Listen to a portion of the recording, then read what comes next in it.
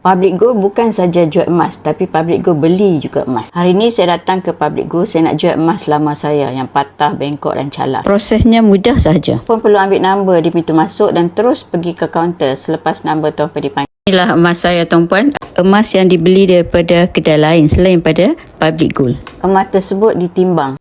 Harga yang saya dapat adalah harga yang sama seperti di X Public Gold ni telus tuan-puan. Semua harga dipaparkan, iaitu harga beli dan harga jual. Harga buyback di Public Gold ni tuan-puan lebih tinggi daripada harga daripada tempat lain ya.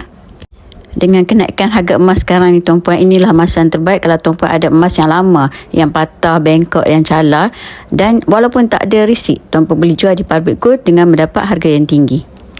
Tuan-puan boleh buat pilihan sama ada nak terima cash ataupun duit tersebut dimasukkan ke dalam akaun bank tuan-puan sendiri. Dalam 20 minit urusan pun selesai tuan-puan. Mudah aja kan? Tuan-puan perlu ada akaun emas cap untuk menjual emas. Klik pin di video untuk saya bantu sebaiknya. Terima kasih.